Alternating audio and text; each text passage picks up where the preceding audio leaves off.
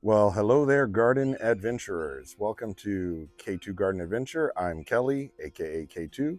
Welcome, welcome if it's your first time here, and welcome back if it isn't. So, this afternoon, I'm going to try to do a crazy amount of stuff, and so we'll see how much of it I can get done. But let me flip this around and show you what I want to do. So, it's an absolutely beautiful day. It's 75 degrees, which is like our high. Um, and okay, so today it's all about trees, trees, and trees. Um, so out here in the rear avocado orchard, where I've got uh, quite a few varieties, not as many as in the front avocado orchard where there is 24 varieties. The plan was to get about 16 good varieties back here, so I'd have an even 40. Um, so uh, and this is all kind of a big experiment. I want to taste the different kinds of avocados. I want to figure out which ones grow well here, and all that good stuff. Plus, I'm, a collector. I like to collect things, so it hits all sorts of buttons for me. At any rate, so back here, if this is sort of your first video with me and my avocados, the house had two mature avocado trees. This one here, and there's one way over there, and we'll see it more up close here in a second. And so I'm not exactly sure what varieties these are. One's probably a Hass and one's a Fuerte, but I don't know for sure. This one actually has some fruit on it, so we'll see as it matures. We'll get a better idea of what variety it is, but as you can see, there's some nice avocados on here. If they turn dark, it tells me it's probably a Hass. And I think that one over there might be a Fuerte, but I've never actually got a Fuerte avocado off of a tree. I had a Fuerte plant that was a new one. It might be making fruit this year at my old place. I'll have to stop by and check. But anyways, I digress. So I got a few more varieties and to go in the ground. And a few weeks ago, if you check for the video where I completely overhauled this rear avocado orchard and then planted a whole bunch of flower towers, it was a 3-video process to do all of that. But I have dahlias growing up around these towers and a clematis inside of each one, and I've got some kind of berries that are coming up out of the ground because there used to be a berry patch back here from the previous owners. So anyways, so I've got all these avocados, and then I marked out exactly where they would be, and it's in a hexagon grid, so all the trees are 8 feet apart. And I know that's close together, but I'm not planning on letting the trees get real big. Yeah, this is like the maximum size I'm going to let any of them get. So that allows me to still get through the orchard. Anyways, what was I saying? All right, so today I've got these avocados that I need to get in the ground. So this is a Brogdon, and this is a Florida variety. It is known for being very similar to like the Florida version of a Hass. So excited about that guy. Back here in his little sun protector is a baby Rica, which is supposed to be a fairly cold tolerant one. These little baby trees I've had mixed success with. So at first I thought they were getting too much sun, so then I put these covers on them and they seem to really hate that. So anyways, but this is a brand new guy, so I figure I'm not going to put them in the ground right away because they came in just a little sleeve and it's a brand new graft. So with this guy, I'm going to put the sunshade on him to give him some protection, and I'm going to keep him in that the larger container for a while, maybe help his keep his roots, give him his roots a chance to get a little bit bigger before I drop him in the ground. So again, I'm not an expert. I'm doing all this as experimentation to trying to learn. Some of the babies that did survive, we've got this guy, and unfortunately the sun The sun erased most of my tags along with the wind. But okay, that's a Palo de Oro, is a baby. What are some other babies? We have a Jan Boyce, which is supposed to be like a gourmet. Some people think it's the best tasting one. So I'm really hoping this one makes it. We have a Negro Grande over there. One of the other things is I got the stuff to like paint their trunks, so I'm going to try to do that. This guy here is an Oro Negro, and so these babies are still alive. Oh wow, you can see some of the clematis are flowering. Look at the size of this flower, my goodness. Isn't that gorgeous? And then over here, which one was this one? This one was Carmen, which is also known as Mendez #1 or Carmen Hass. Supposed to be a really good and improved version of the Hass avocado. So those are the other babies. And then we've got, yeah. Okay, so this Russell probably needed some protection from the sun. I'm not sure what's going on. He's got a little branch that's still alive, sort of. So maybe he'll come back. Anyways, so I was saying, so one of the other things I need to do, is, especially on the babies, I'll start with them, is get that protective paint stuff on there. It's supposed to protect from other things too, but I'll that's not going to happen today, but I'll try to do a video and show what I'm doing and the product I'm using. Anyway, so where was I? Right here, yeah. So I got this Brogdon here, and then over here, this one is so cool. This one is called Marcus Pumpkin, and he, well, aside from looking like he was getting eaten by something inside of the greenhouse, great. He makes like 4.5 pound pumpkin-sized avocados. So also a Florida variety. So that should be fun if I can actually get these Florida varieties to produce fruit here. And then here I just picked up down in Ventura. This is an Ester, which is a dwarf. So even though right now Ester is bigger than Marcus, and because she's a dwarf variety, I'm going to go ahead and put her up front. Now, one of the other things I need to do is this lemon is moving, and obviously the trail is going to move around over here to go around Ester. So that's something else that I want to try to get done. Then you can see I've got a blank yellow flag there. So I've got a Daily 11, which is this really rare type of avocado. It's supposed to make really huge avocados, and it's supposed to grow here in California. That one's ordered, and so that's my last spot, but again, it'll show up as a little baby.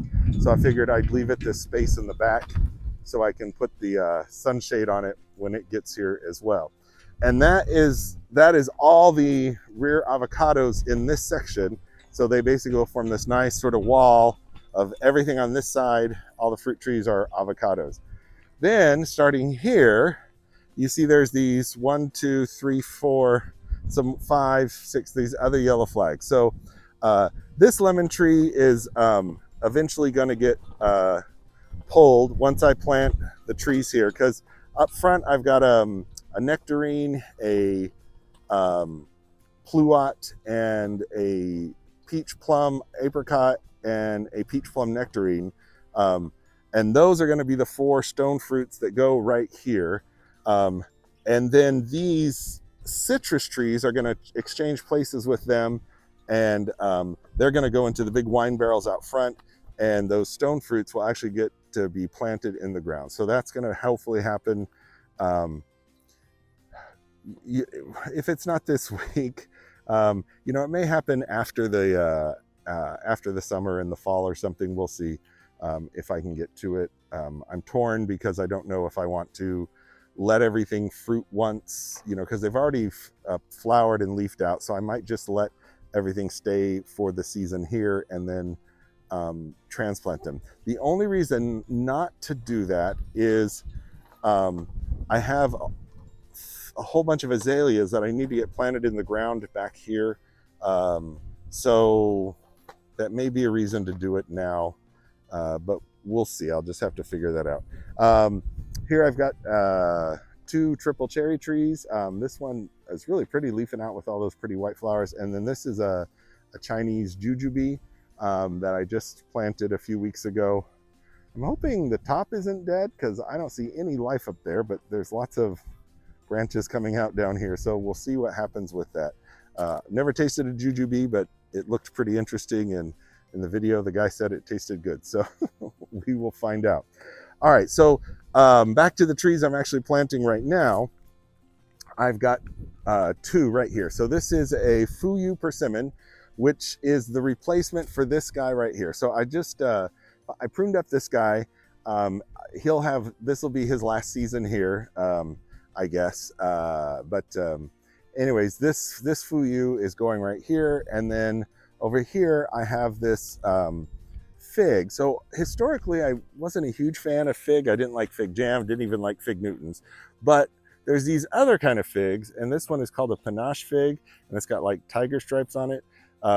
Anyways, it's supposed to taste like jelly and supposed to be really good. So I'm gonna plant it right here. This spot probably gets the most shade because you see this big liquid amber here. So I guess figs can tolerate a little bit of shade. I mean, he'll still get 6 full hours, I mean, all morning, but in trying to decide where to put what where, I did take that into consideration. And once this persimmon leaves out, he's shorter and he'll get a little shade from that, but he should not mind. Then over here, there's 3 more trees that I'm planning on planting. All right, so here I have a Valencia orange and a sweet navel orange, which are in containers. So those are going where those 2 yellow flags are, back here in the citrus orchard. And so those I'm going to try to plant today in these 2 spots. And then right here, I have another Carmen avocado. Like I said, can sometimes be called a Carmen Hass because it's a descendant of Hass. And I'm going to plant this one right here. So this avocado will have a partner that's close. Now, if this happens to be a Fuerte, which is a type B, having a Carmen right here, which is a type A, will be a really great move. If at some point I identify what variety this actually is, and it turns out to be another type A, then I will swap out Carmen, but that's my current guess, and I would like to get Carmen in the ground. So we've got 2 orange trees, 4 or 5 avocado trees, a fig, and a persimmon that I'm going to try to get into the ground this afternoon before it gets dark. So wish me luck. I'm going to stop yapping and get to digging. So before I started digging, I realized I needed to change the path. Luckily, it wasn't made out of DG or concrete or even pavers, so it only took about a half hour or so. So the path now, it does a hard left to avoid the avocado tree that's about to go in, and then a hard right to avoid the stone fruit tree that eventually is going to be where that yellow flag is. And then another hard right again, but it gives a nice little curvy trail, which always looks nice, especially when there's, once the trees get in, and you'll take that. So anyways, I am gonna start digging now, so we'll see you in a little bit. So this is the Brogdon avocado. I've already got the Marcus pumpkin and the Ester avocados in the ground, and son of a gun, if there wasn't a fire ant pile right where I was planting the Marcus pumpkin, and one of them managed to bite through my gloves. 2 of them bit through, one of them got me pretty good. But anyways, hopefully they're enjoying that fire ant poison. I'm assuming it won't hurt the tree. I mean, it's pretty far away, but whatever, I guess we'll find out. All right, well, and then right when I dug the hole for this Brogdon, I uncovered a nice gopher tunnel. So I've got a gopher hawk in there. Hopefully that will get him. I also, that reminded me, like, oh yeah, I ordered gopher cages before I was planting any of this stuff. So yeah, I don't really want to dig up the other two to put one around it, but I imagine that decision will haunt me here. But anyways, yeah, so that's what these sort of mesh gopher cages look like. Again, I'm new. I didn't have to deal with gophers at my last place. There are lots of gophers here. And what's bad is I can kill all the ones I want, but the neighbors behind me have these giant open fields that are just completely full of gophers. And so they are always just working their way into my property. So, and the same thing over with the neighbor over there. It's just, yeah, it's just one of those things. So hopefully I can remember to start using all those gopher cages I used or I ordered when I go to plant stuff. I don't know, I might dig those up, but you know, the root balls weren't in really good shape on those and they really kind of just fell apart. So I think I'll probably just pray to the anti-gopher gods that they'll be all right, and try to stay extra vigilant with the gopher hawks. Anyways, all right, so the other thing is, you know, it's kind of interesting. They, you know, in some older videos I saw, they talked about, oh, you know, don't make a bowl of, you know, the good soil around because the tree needs to get used to the native soil and all that stuff. But then I just saw a video by Epic Gardening where they said, yeah, forget all that, make a big old hole and put lots of fresh soil around it, and it's supposed to like jumpstart your tree by 2 or 3 years or something. So I don't know. Anyways, I am putting, digging the hole a little bit bigger and mixing in some of this cactus, palm, and citrus soil. It's got extra good drainage, which the avocados like, and has some nutrients. Plus, I'm adding some citrus and avocado fertilizer. And of course, I'm putting a little of the biotone starter in there, which I do with everything I plant to give those roots some encouragement with the mycorrhizae bacteria or whatever that stuff is. So anyways, I'm going to get back to planting. This is the last avocado, and then, oop, no, I should take that back. Last avocado over here, and then I have 2 orange trees and an avocado over there that I'm hoping I can get done in the next hour, because then I gotta go get dinner. All right, see you in a little bit. Well, good morning again. Today is day 2 of the tree extravaganza. So yesterday I rearranged the walking trail here, which allowed me to plant this beautiful Ester avocado right here. And I was able to plant this amazing Marcus pumpkin avocado right here. I also got this Brogdon avocado planted right here, and I got this little baby Rica avocado set up here. Although I chose not to put him in the ground, I'm gonna let him grow and get a little more mature in his 1 gallon container, just on some drip, and then plant them in the ground. Trying something a little bit different because I've only had about 50% success in planting the baby avocados I get in the mail from avocado tree growers when I plant them directly in the ground. So a little bit of an experiment for that. Also, besides those 4 avocados, I was able to trim the heck out of the existing Fuyu persimmon tree, and that allowed me the space to plant its eventual replacement, this Fuyu persimmon tree, and which is very happy and leafing out wonderfully. I got this guy at Miner's Ace Hardware, and then this Panache fig tree, which is just a beautiful little tree. And while historically I haven't really cared for figs, at least when I was a kid, I hated the fig jam that mom made, and I don't really even like the taste of fig Newtons. Supposedly, these Panache figs, they're like red jelly inside, so we're gonna give that a try. So obviously, eventually, this will probably be the last year for this Fuyu persimmon that was already here. There was a lot of dead branches, but anyways, he made persimmons last year, and so he'll make some this year. But obviously, with the new design, he will come out, but his replacement is already here. So that is that. I also was able to move two of the citrus containers down here for part 2 of Tree Extravaganza.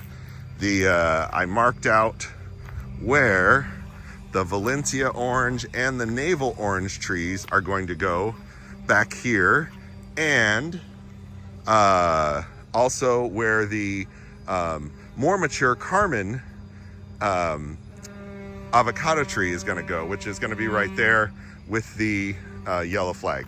So for today, I want to get these 3 trees in the ground, and it'd be nice to do right now because it's shady back here.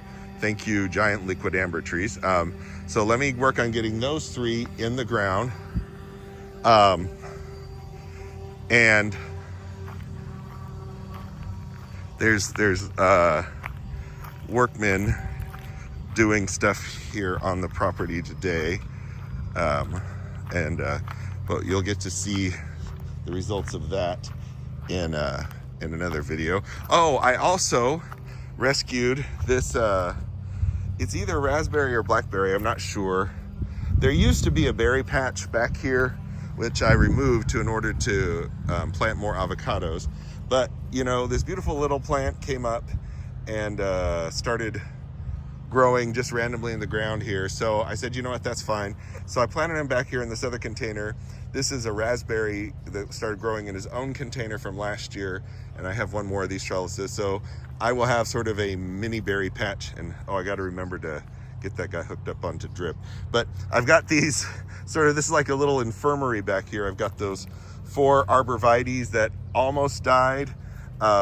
The drip line back here has these little emitters built in for some tree that used to be right here. And so instead of that water just going to waste, it's watering transplanted arborvitaes, and I'm using it to water the my impromptu berry patch back here as well. Oh, look at that. Oh, hey, look at that. The lilac is already blooming. Oh, so this is a purple one. See, this guy was mostly dead last year. So, as you can see from most of the limbs didn't bother to leaf out. So I cut back off a lot of dead stuff. But it looks like there's like one branch. I mean, eventually the lilac tree will have to go. But because I have my final avocado spot right here. I have a Daily 11 variety on order, and but it'll show up as a baby, and then eventually that green giant arborvitae will grow huge. But hey, as long as this lilac tree, it looks like it's going to become a single trunk lilac tree because there's only one branch that's still alive on it. Hey, I can work with that. That's beautiful.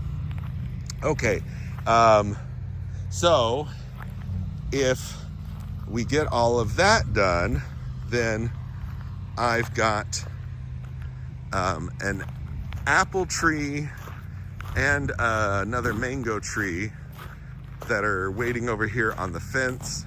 And then I have a beautiful kiwi vine as well. But if I have time today, I want to get those 2 trees in the ground as well.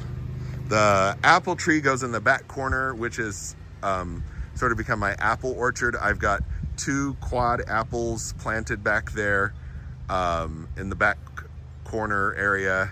And then I have, this is a quad apple, and so awesome. I found this one. This has a Honeycrisp on it. There's a Honeycrisp vine that is alive and blooming. And then there's also a Braeburn, Fuji, and Gala on this guy. So I will have 4 quad apple trees back in my little mini apple orchard. The other one is in a wine barrel right now, so that's a later project. That might even be you know, this winter. We'll just have to see, because I have a spot for all of the fruit trees that are in the wine barrels now, and then the idea is to put the